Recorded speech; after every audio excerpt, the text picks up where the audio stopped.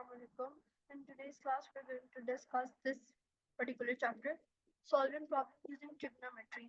अब हम लोगों ने देखना है ट्रिग्नोमेट्रिक रेशियो लगाते हुए कुछ प्रॉब्लम सॉल्व करना है और हमने किस तरह के प्रॉब्लम को सॉल्व करना है जो भी राइट एंगल ट्रायंगल के ऊपर बेस कर रही होंगी। ओके, तो अब हमारे पास जो है कुछ गाइडलाइंस हैं कि अगर आपके पास क्वेश्चन की डायग्राम नहीं बनी हुई तो आपने एक बना दी है क्लियरली, और आपने लेबल करने एंगल्स को, साइड्स को आइडेंटिफाई करना, राइट एंगल साइड्स को।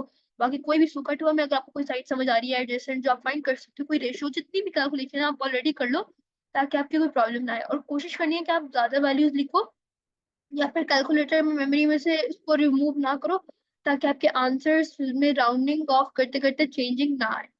अच्छा, अब डिस्टेंस कैलकुलेट करना है। इस चीज को याद रखना है कि परपेंडिकुलर डिस्टेंस जो होता है किसी एक पॉइंट का एक दूसरे पॉइंट तक, दूसरी लाइन तक, वो हमेशा जो परपेंडिकुलर होता है ना, वो हमारा शॉर्टेस्ट डिस्टेंस होता है। ठीक है, अब इस वाले पी ने अगर इस ए बी लाइन तक पहुंच रहा है तो अगर वो इस लाइन में जाता है, इस लाइन में जाता है, इस लाइन में जाता है, इस लाइन में जाता है, इन सारी लाइंस में से ये रेड वाली लाइन में सबसे ज्यादा फास्टेस्ट जाएगा क्योंकि इसका डिस्टेंस शॉर्टेस्ट होगा। ओके, अच्छा, ये कुछ वैसी गाइडलाइंस है। हम वर्क एग्जांपल को जो है वो एक दफा रीड करते हैं और उसको सॉल्व भी करने की कोशिश करते हैं। उसने क्या कहा है कि ये डायग्राम है एक आइसोसेलेस ट्रायंगल की एबीडीसी और आपने इसका एरिया कैलकुलेट करना है। अगर इसको देखा जाए कि ये एबीडीसी जो है ये एक किस्म का, ये दो आइसोसेलेस, दो राइट एंगल ट्रायंगल्स और एक हमारे पास रेक्टेंगल के अंदर कन्वर्ट हो गया अगर हम यहाँ पे लाइंस एक्सटेंड कर दें। तो अब हम लोग इस क्वेश्चन को देखते हैं उसने यहाँ पे सॉल्व कैसे किया हुआ है। उसने सबसे पहले क्या कहा है कि हमें ये पता होना चाहिए कि एरिया ऑफ ट्रेपेजियम का फॉर्मूला क्या होता है, mean of the parallel sides multiplied by perpendicular distance between them. Okay, इसको हम ये भी कह सकते हैं कि a प्लस बी इंटू सी 1/2, ये हमारे पास जो है फॉर्मूला उसके लिए।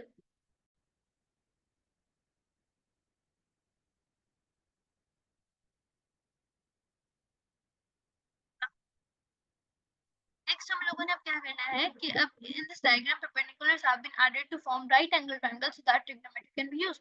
वही बात जो मैंने भी बताई कि हमने इसको इस तरह दो कट कर दिए ताकि ये एक राइट एंगल ट्रायंगल में बन जाए ताकि हम इनको यूज करते हुए बाकी वैल्यूज फाइंड आउट कर सकें। अब हमें इतनी चीजें तो पता है, मैं इसको सिर्फ देखती हूँ, इसको बाकी सब चीजों को भूल जाओ, हमने इस फॉर्मूला पे फोकस करना है।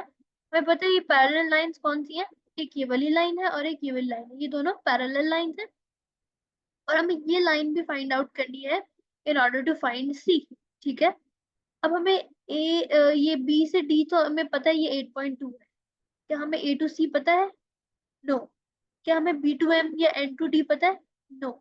अगर हमें बी टू एम या एन टू डी पता हो तो हम लोग उसमें से इन दोनों को माइनस करके तो हमारे पास ये एरिया आ जाएगा जो कि इसके इक्वल है। ठीक है, अगर नोटिस किया जाए कि यहाँ पे ये 4.6 है और 60 डिग्रीज है, ये भी 4.6 है और ये 60 डिग्रीज है, साथ में एक और एंगल भी है।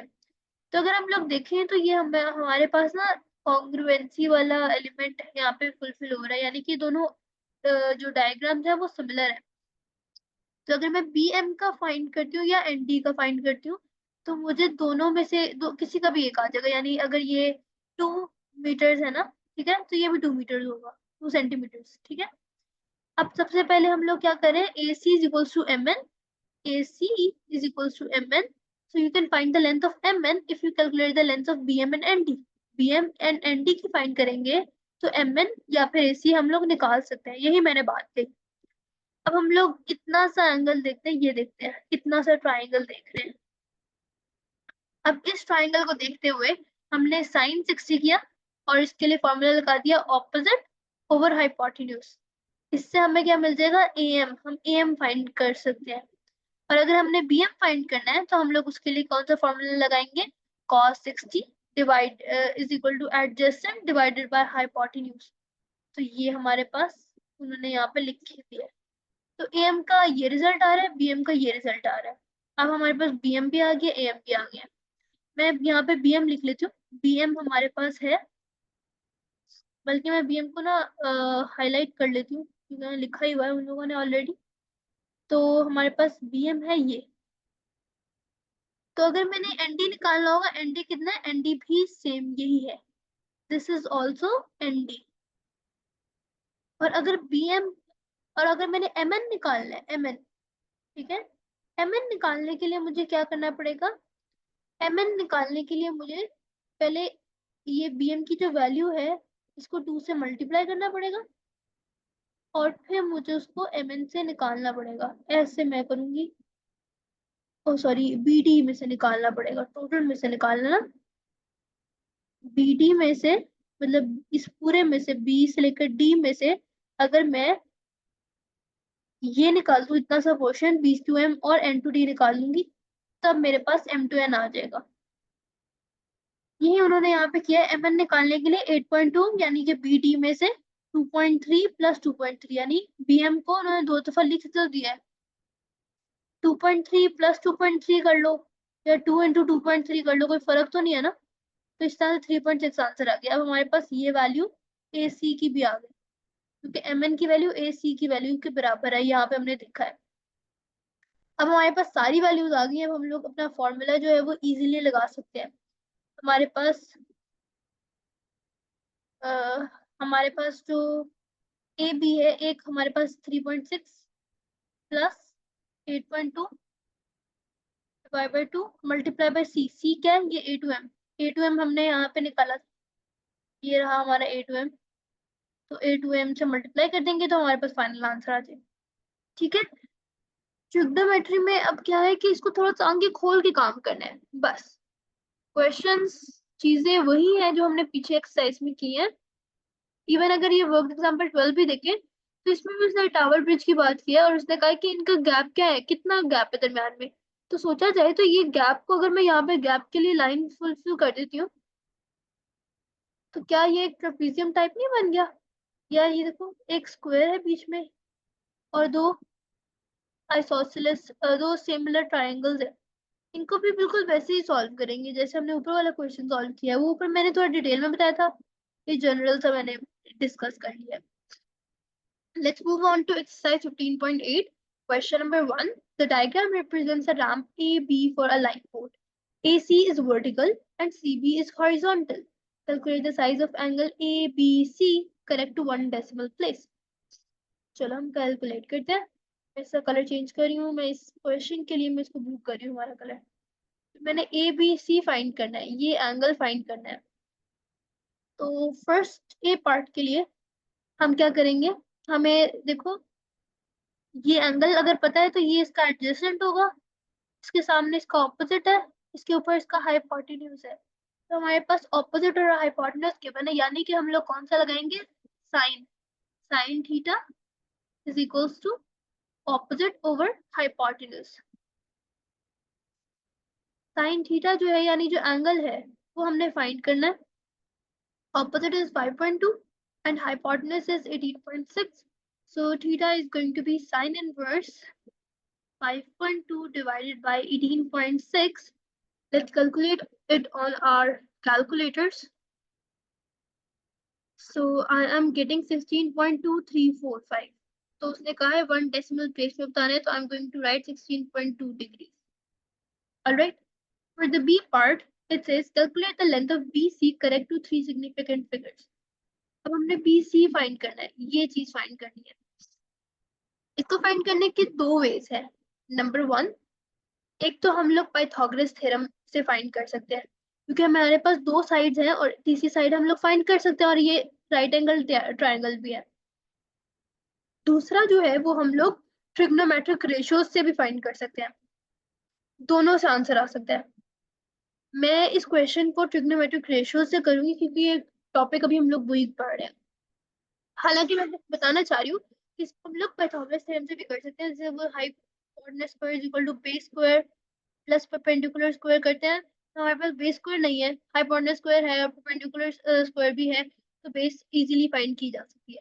ट्रिग्नोमेट्रिक रेशियो से भी डायरेक्ट आंसर निकाल सकते हैं, जैसे अगर मैं tan ले लेती हूँ या cos ले लेती हूँ।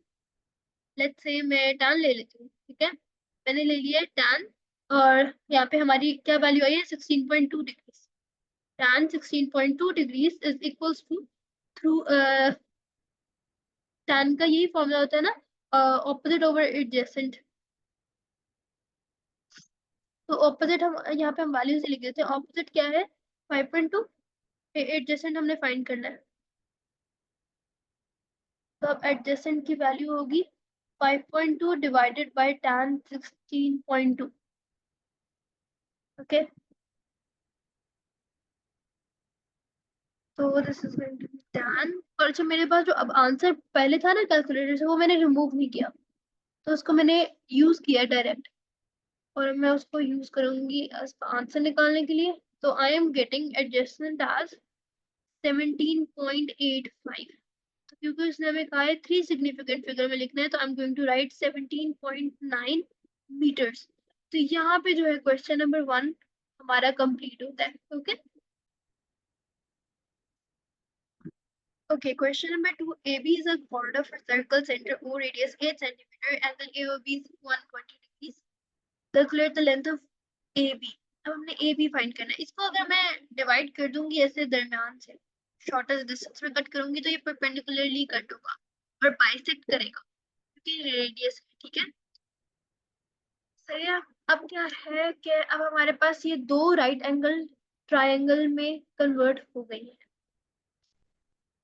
सो